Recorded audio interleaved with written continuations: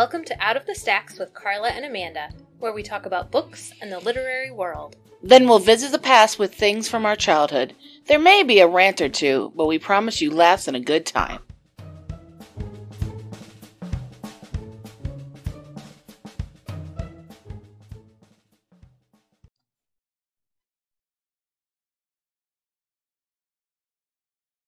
Okay, welcome back. This is episode 6 of In the Stacks. This is Amanda. And Carla. And this month we are talking about guilty pleasures, both in books and in television. So we're talking about guilty pleasures. Carla, what's one of your guilty pleasures in books? Okay, well, we got this idea because I recently read an advanced reader copy of a book that you and I were both really excited about. Yeah, I was so excited. Yeah. No, I'm not. Right. So it's Danielle Steele. The book is Royal. It's not out yet. I don't know when it comes out, like next month or something. And I had previously read, and I really enjoy her book, HRH, like Her Royal Highness. Kind of similar, like HRH is about a young princess who doesn't know what she wants to do with her life, and of course she falls in love, blah blah blah. So Royal, the premise of Royal is like an alternate history, takes place during World War II, where there are 3 princesses in England. So instead of Elizabeth and Margaret, it's Alexandra, Victoria, and Charlotte. And the youngest, Charlotte, is sent to a farm in Yorkshire during the war to keep her safe. And while there, she falls in love, has a baby. Her husband goes off to war right after they get married. So he's not there when the baby is born. She dies in childbirth. Her husband has already died in the war. So this infant princess is orphaned. And no one knows that she exists other than the servants in the household. But none of them knew that her mother was a princess for safety. So it's whoa, this sounds really cool. There's this princess out in the world and no one knows she exists. So you can think of all the different storylines that you could come up with based on that. This book, so bad. I can't figure it out quite. I don't know if Danielle Steele used to be able to write really, really well, or if she has always been this terrible of a writer. But I gotta think that she used to be able to write well, or people wouldn't have read her books as much as they do. Yeah, because she's such a prolific author that she can't have written so badly all these years. And my main problem with it is that it is so redundant. It would have a whole paragraph talking about Charlotte has to keep her identity a secret because she's in danger, and then the next paragraph would say she's in danger, so she has to keep her identity a secret. It would just repeat the same thoughts over and over and over again in different ways, and it just seemed like it was too short, and they were like, you need to add some words. So they had to get the word count up. And right, that's how it seems. All of this was unnecessary. Any copy editor worth their weight in gold would not have allowed this, would have said half of this is redundant, take it out. But because it's Danielle Steele, I suppose they just let it slide because they know they're going to sell copies. They know they're going to sell a ton of copies no matter what. So they can let this terrible writing pass through. But it just, it was awful. So I went to Goodreads to see what other people said. Yeah, I looked at it through Goodreads. I have decided that you should only read the 2-star reviews. 1 star, those people are going to be jaded and just angry or something. 3-star, people are still going to be oh, it was pretty good. Gotta read the 2 stars, because the 2 stars are where you find honesty. because all of the reviews that you see when you just go to the page for that book are like 4 and 5 stars, like, oh, Danielle Steele has done it again, I couldn't put this book down, blah blah blah. And I was like, well, this is all false, or all you people reading it have never read anything other than Danielle Steele. But you gotta look at the 2 stars, because all of the 2 stars said the same thing I said, that like, why is she repeating the same thing over and over and over again? I had such high hopes for this book, and it failed me. Yeah, because when you said that it wasn't very good, then I looked at it, and all the stars were like 4 and 5, and I was like, right. Well, they said it's really good, and so I was like, okay, then, like you said, it was either these diehard Daniel Steele or these people who've never read it, or just were, blowing smoke. Yeah. And I was like, well, okay, and reviews are often hard to judge a book by. It's same as like movies. I don't really judge movies by reviews, because what I like, other people don't like in movies and in books. So yeah, I was like, well, that's why, and this isn't the first time. Like, this isn't the first book that I've gone to the 2-star reviews. Like, I tend to gravitate towards those if I'm really, like, if I really want to know what people think about a book. That's where I go. I just think that's where the people are most honest. So this is supposed to be guilty pleasures, and I included this book because it was supposed to be a guilty pleasure for me. I don't know how I finished it or why I finished it. Just always hoping that it'll be good at some point in time. It's got to be good. It's got to be good. It's got 4 and 5 star ratings. It's got to be good at one point in time. Maybe there's a twist at page, the last page. It's got to be good at some point in time. It was so predictable. Also, the other thing, and I'm like revealing a lot about the book here, but whatever, I don't care. Like, the main character is like all about horses. Like, that's all she wants to do is work with horses, and her dream in life is to become a jockey and race horses. I feel like that's overdone. I'm tired of people rich but girls also, and horses. It was just like stupid. like this is so dumb that like we're reading about her passion for becoming a jockey so she can race horses, and like in that respect it was like completely forgotten that she was a princess, because I'm like, well, she wouldn't have just been allowed to like travel to the United States by herself and compete in the Kentucky Derby, like with no one going with her. Like, wouldn't she have like staff or something? Like, I follow the actual royal family on social media, and even like the queen's cousin still has like official duties and stuff. And this girl, they like invite her to Balmoral for Christmas, and she rides the train by herself. Like, you couldn't even get her a car. I don't know. It was just, it was so disappointing. Unbelievable. Yeah. But HRH, I will say HRH, which is an older book, there is a little bit of that redundancy, but the story itself is better. So, but I also in some ways felt like I was reading the same story. Well, that could be too. Yeah. She tried to recycle an old story and just... Yeah. So now I want to go back and like find an older Danielle Steele book and read it to see if it used to be better. Maybe. And if it's not, I'm done. Well, I know, she was popular like in the 80s, and that's, 40 years ago. And so at some point in time, her stories have to become recycled. And, it's like the whole, series that are that long. It's same stories over and over again, just different names and it also occurs places. to me, maybe she's not actually writing them anymore. Like, maybe it's a James Patterson. Yeah. I don't know how old she is, but I don't know. She's very well preserved. Yeah. I don't know. I'm gonna look up her age.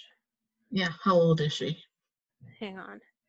I'm using my best Google Abilities? abilities.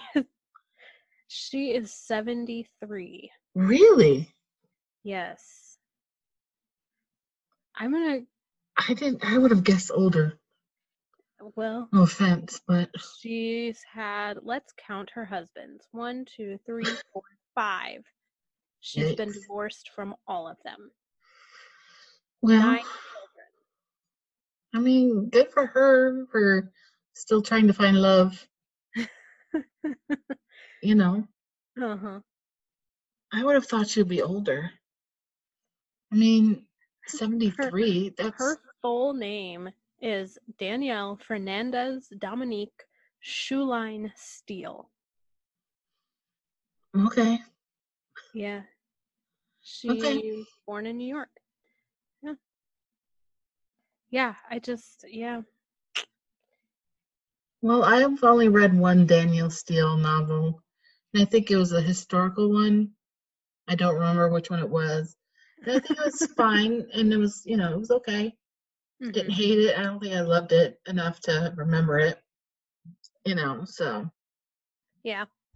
And I had looked forward to reading Royal, and so when you said it wasn't very good, I was kind of disappointed. Yeah. So I guess I'll take that off my to-read list. I just wouldn't waste your time. Yeah. Here at Out of the Stacks, we want you to make the most of your reading time. Yes, we do. And this is not one that you should make a priority. Yeah. Yeah, and kind of in that vein, I didn't write down a specific author or a title that I have a guilty pleasure. I have more genres that I have with guilty pleasure, and so like romance, I like a good romance is a guilty pleasure. Yeah. Who doesn't love a happily ever after? I'm a hopeless romantic. We want happiness and fluff, and we want, happiness and goodness in life and then in the world. So we always want a good romance. Well, I especially that's why the Hallmark Channel exists. yeah, exactly. And people Everybody love the Mm-hmm. Hallmark Channel, especially at Christmas time. And we Yes. want a good Hallmark Christmas romance, and Mm-hmm. and I especially love the historical romances, especially a good Scottish Highlander romance. I mean, who doesn't? Who doesn't want a big, burly Scottishman? Coming to the Mm-hmm. rescue. With a kilt flapping in the wind. You know, you know what I mean, Carla. Yes, I do. No, I do. Yeah. And so, those always, catch my eye, Mm-hmm. on the library shelf, or, the free ebooks, and the emails Mm-hmm. of the discount or free books. And so I always snag those because, those are always good for the free, fluffy read. So the branch I worked at first, where they used to have their paperbacks. Oh, yeah, the paperback room. Yeah, it was like its own room. Mm-hmm. We joked that it was like the adult book section, like yeah. like the porn section. But it was all these like little old ladies who would go back in that room. Well, why do you think they were all covered in like laminate plastic? Oh, I'm kidding. I'm just joking. I'm just joking. But like it doesn't happen. But they were all like, I'd say 60% of them were the historical Scottish romances. Oh yeah. Yeah. Either that or Viking romances. Bodice rippers. Yeah, bodice rippers. And we had this one older employee who would rate the level of spiciness of the books. Like, oh, that one's probably too spicy for you. Yeah. Like, and she thought that I and like another young woman who worked there shouldn't be reading those because we just weren't old enough. If you're employed by the library, you're old enough. I mean, yeah. I mean, yeah.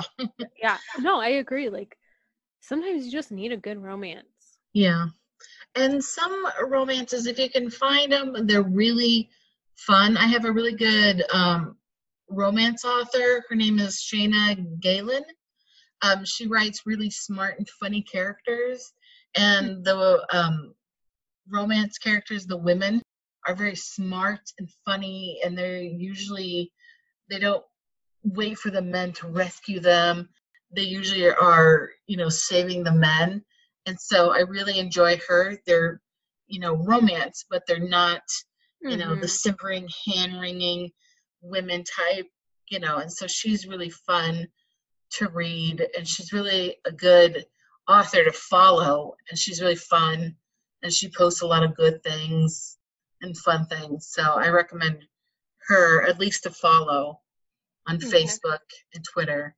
Okay. Is Shana Galen, ShanaGalen, Shana Galen, and I really enjoy her both books and her postings. So, romance isn't all necessarily bodice rippers. It's fun as well. Yeah. So, do you have another type of book or author?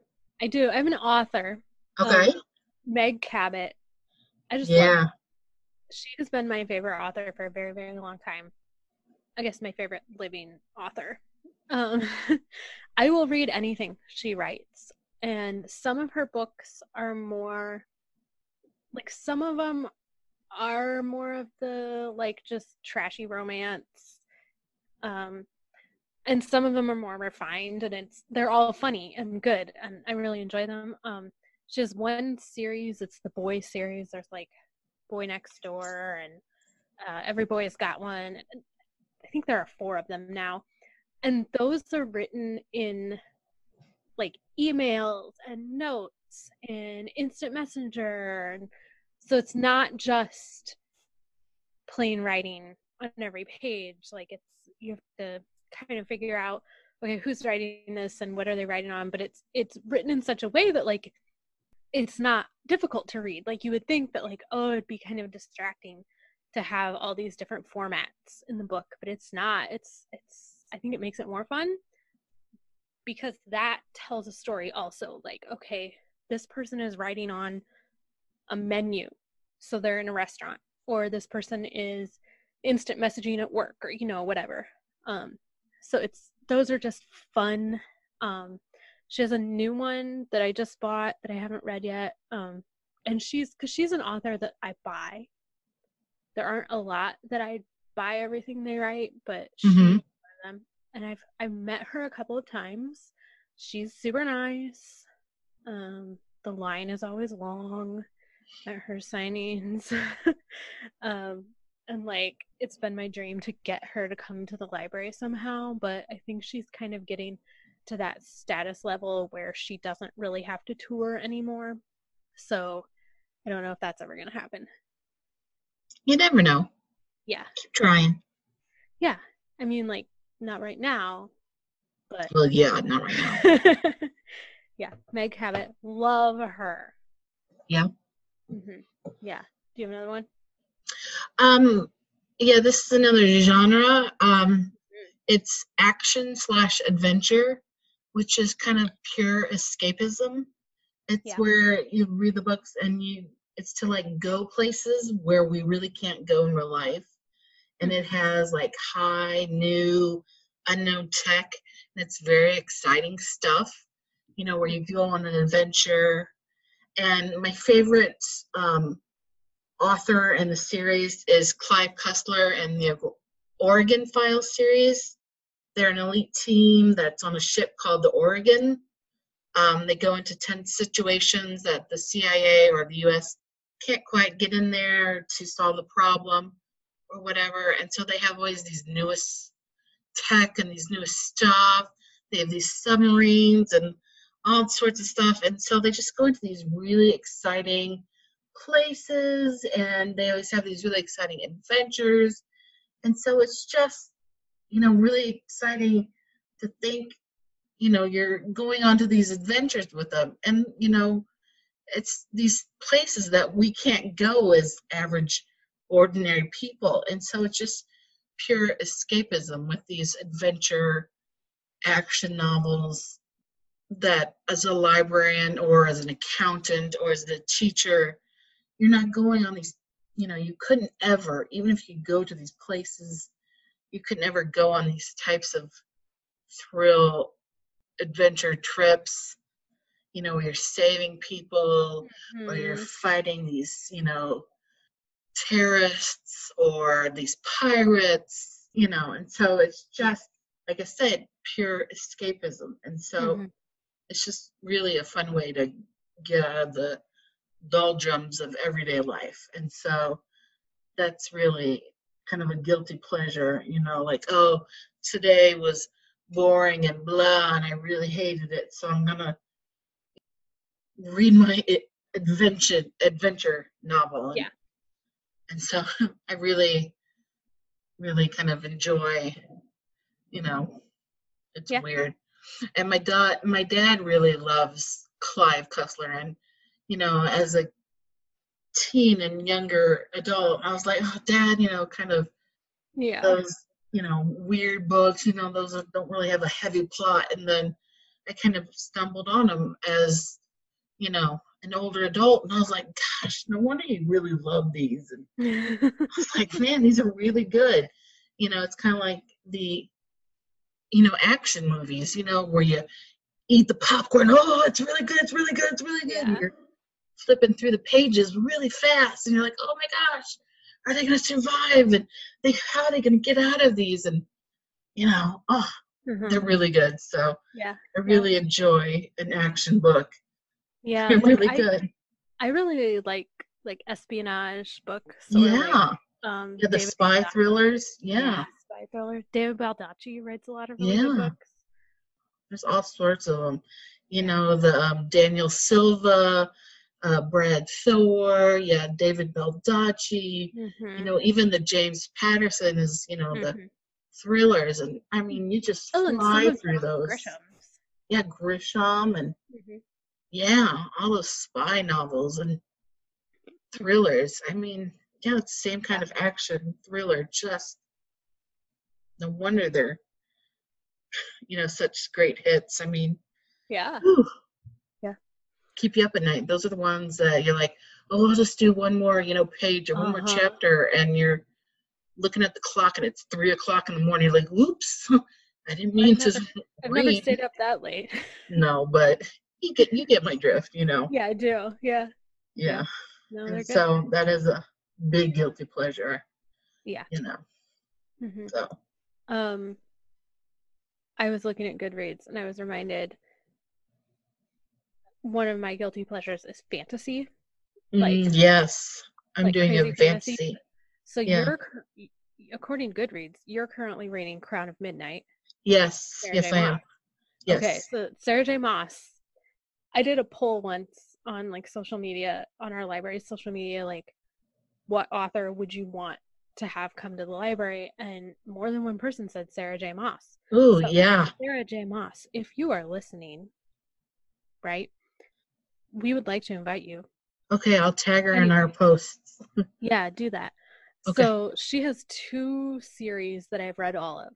So there's Throne of Glass and A Court of Thorns and Roses. Yeah, that's the one I'm going to do next. So both of them kind of start out like they ease you into it. Like Throne of Glass, it's about this girl who she's going to become the king's assassin, and that sounds cool.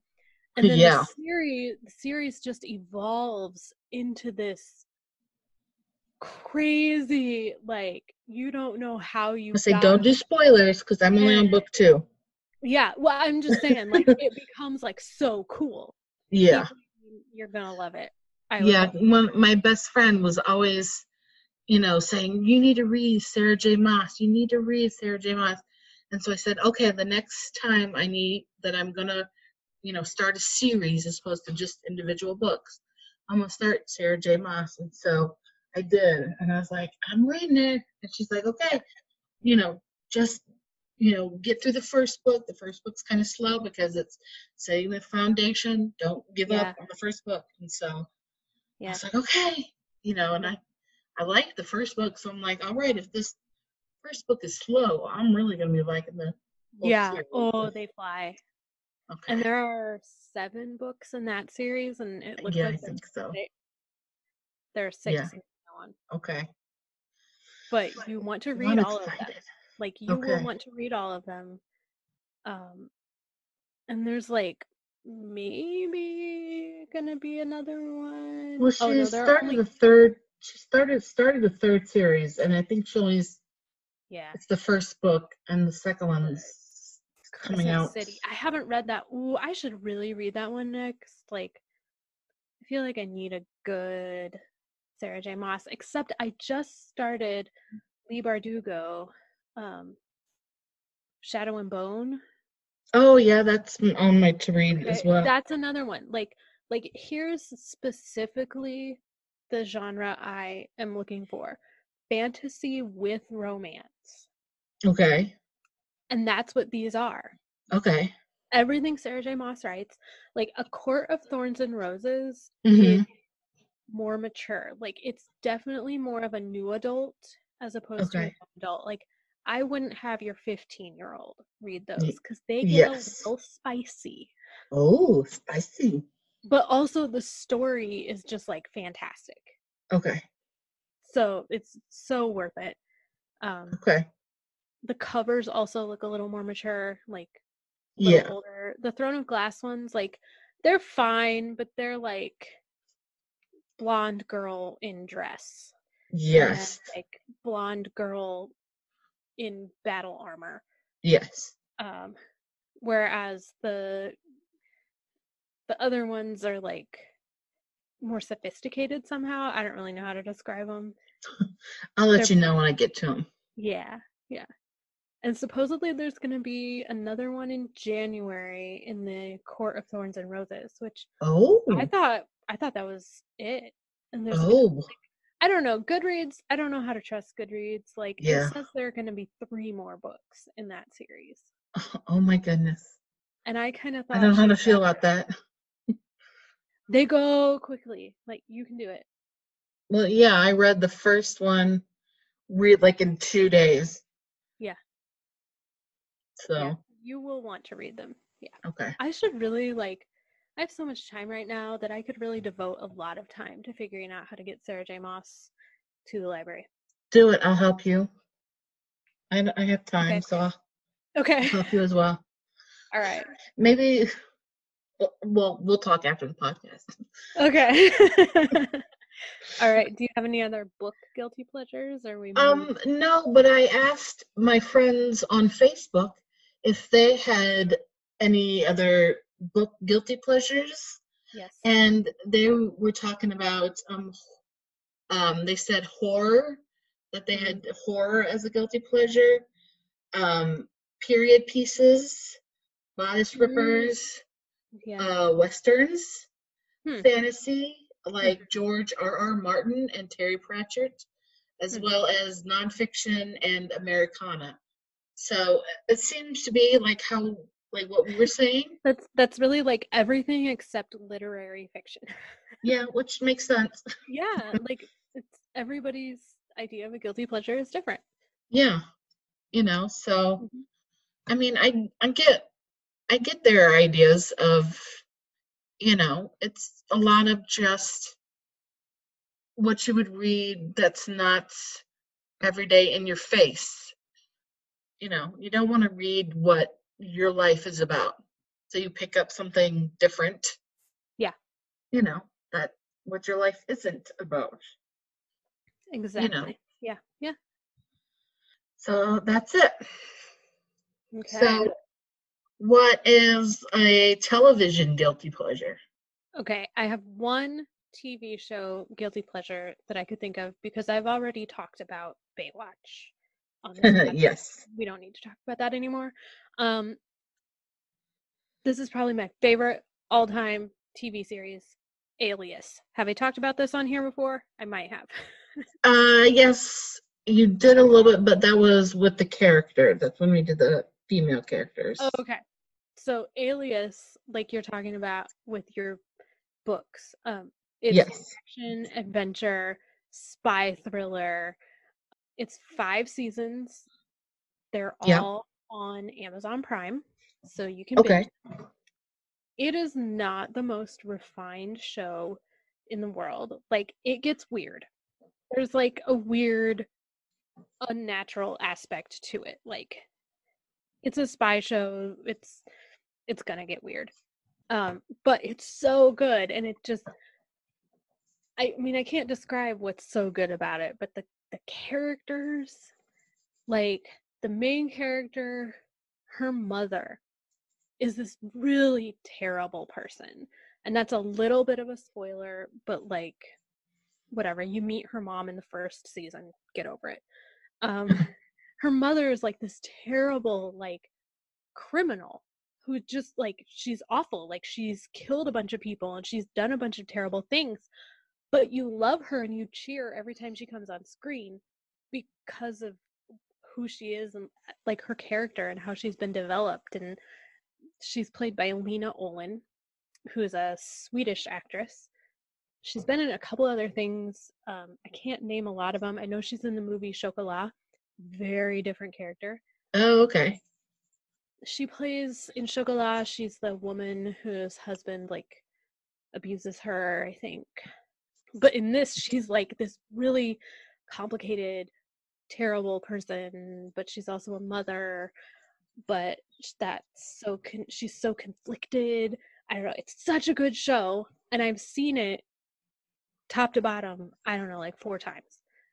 And there are things every time I watch it that I notice or that, like, still surprise me every single time. So good. So good. So you would recommend it, is what you're saying? Yeah. Oh, yeah. Okay. Uh-huh. It's the show that really launched Jennifer Garner's career. Yeah, I would. Yeah, Mm-hmm. That's the first time. Yeah, she would be Like, anywhere. I think she was on Felicity before this. Yeah. And it's the same creator, J.J. Abrams. Mm-hmm. He created Felicity. He created Alias. So he has, like, people he normally works with. Yeah, he does. So, Okay. yeah. Oh, Alias. Everybody should watch it. Well, I again went with genres. My guilty pleasure is true crime. Any true crime, you name it, I've watched it. Mm-hmm. I'm watching the first 48 hours right now. I'm binging it on Hulu. I fall asleep to shows about serial killers and murderers. Do you sleep? Yeah, I mean, I do. I sleep fine. Oh, okay. One of my favorite shows is Criminal Minds. Mm-hmm. I binged all those shows, all the Criminal Minds, over again when I was sick with cancer. I would fall asleep to them. And I should probably watch them again now that the show's over. Are there like a dozen seasons or something? And I think there was 18. Oh my gosh. Yeah. I think there's 18 seasons. If you average 22 episodes, that is 396 episode. Yeah. Oh, it's a great show. I love that show. Did you watch Mindhunter on Netflix? Mindhunter was only 2 seasons. They say there might be a 3rd season, but the writer and creator has gone on to do other things, which is stupid because it was based on the nonfiction book Mindhunter, which is the guy or the guys who created like the terminology and methodology of like hunting serial killers, and they actually coined the terminology serial killer.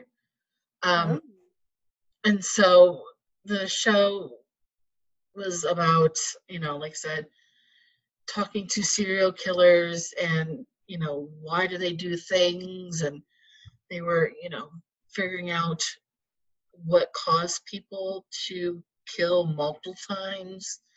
And so that was a great show. I know.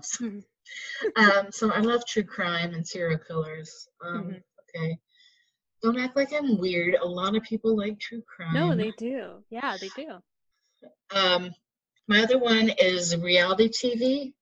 Anything from like cooking shows or competition, drag shows. I don't know how people can handle the stress of competing and,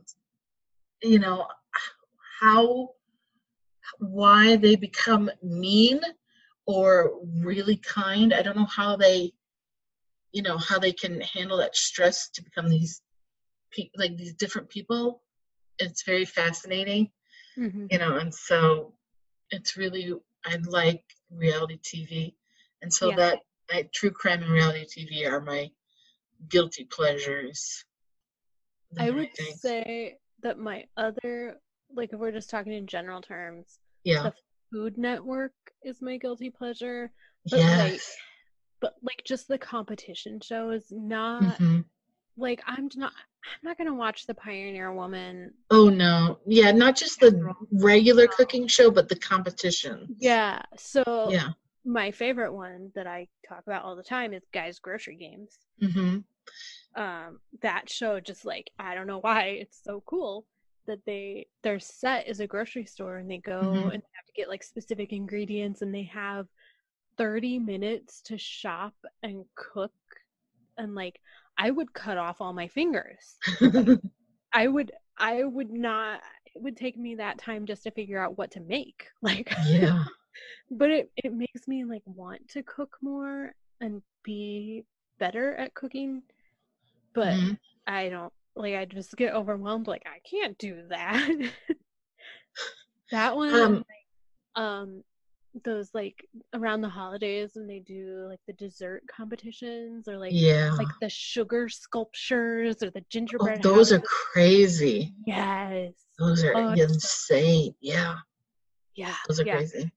And I like, liked I like Chopped, and I also like the new one where they're in grocery store parking lots and they have to yes, buy people's carts and yeah, make I would go berserk if I got like a grocery cart and there was nothing that they would like with ingredients that they have to make, and I would yeah, go bananas and I would have a massive meltdown if yeah, I and within like 20 minutes or half an hour I couldn't do it. I'd yeah, be like, no, man, I would just walk out. yeah. I don't know what that one's called, but yeah, that is fun. Um, Or yeah, I don't remember. Beat Bobby Flay. Have you watched Oh, that? yeah, that one's a good one. Yeah. Obviously cheats. I don't know how he always I don't know. 90% of the time he wins. I'm like, you're cheating. I watched one the Bobby other Flay night. is not that good. I mean, he's He good. had to He's make really good, but he had to make gnocchi the other night, hmm and they were like, he's doing it wrong. This technique is terrible. That's not how you make it. And the girl he was competing against, like, hers was like made exactly the way you're supposed to make it, and he won. I know. Every time I saw one, yeah, probably last night, and they were making hand pies, like, Oh. Irish hand Yeah, yeah, pies. yeah, yeah. Uh-huh. And he was like, I don't know what it is, and then he won. As opposed to the girl who was Irish, Yeah, hers were. I was like, that's wrong. You guys are cheating. You know what? When yeah, Bobby Flay's and it's rigged. yeah, Like Bobby Flay's isn't that good. He's not that good. yeah. I mean, I like Bobby Can't Flay, be. but that's Yeah. cheating. He can't be that good. No. No. Anyway, yeah, I do like the Food Network and all the Yeah. food competition shows. Yes. I Yeah. used to watch a lot of Bravo's Top Chef. Is Yeah. that yeah? I Yeah. haven't watched that in years though. Is it still on? I don't I think know. I think Bravo is just all Real Housewives now. That's what I think. I'm not sure. I see every once in a while. I see commercials, but I wonder if it's just like reruns Mhm. of like watch You know what I old, haven't Top seen? Chef. But I used to love that show. Um, Iron Chef. I haven't seen Yeah, in a long time. Like, yeah. Both when's the that on? both the Japanese and the American I Yeah. used to watch. That's a good one. Yeah. It is a good one. Iron Chef Mhm. America. Oh, it says it ended in 2018. That can't be right. No, that can't be right. That's so sad. Kat Cora, she was my favorite. Yeah. I like Michael Simon. That's my favorite Yeah, I Top do Chef like him. or It says that Iron Chef ended in Iron Chef. 2018, but the Cooking Channel plays Yeah. like Okay. apparently right now that's all that's on the Cooking Channel is Oh, okay. Iron Chef America. So, all Oh, right. there's so many good cooking Yeah. competitions We out could there. do a whole episode about cooking We shows. should. Apparently. Has nothing to do with books. And Netflix nailed it. Have you watched? No, I haven't. Oh my gosh, those are pure hilarity. Those people are so bad, so bad. You That should would watch be at like least. that would be me. You should. Like No. You would think you're Iron Chef material when you watch those nailed it people. They're like so bad. I know how to cook. Like I have been cooking a long time, but I'm not trained. I don't like last night, you know what I had for dinner? I had tuna and peas on toast. Where you make white sauce and you add some Velveeta and a can of peas and a can of tuna and you put it on buttered toast. It's delicious. Oh, Carla. It's delicious. Maybe you should enter nailed it. No, it's delicious. I would get like kicked off of a cooking competition immediately, but it's delicious. Okay. But that's just like that's a guilty pleasure food. Like okay. That's not something I have every day. I hadn't had that in probably a year. Okay, I'll forgive you then. Okay. Okay, well, let us veer back into. Okay. Well, okay. I also asked my Facebook friends what other guilty pleasures in TV they had, and it was basically like the books. They like the guilty pleasures they had for TV was the show Supernatural. They also had the horror genre.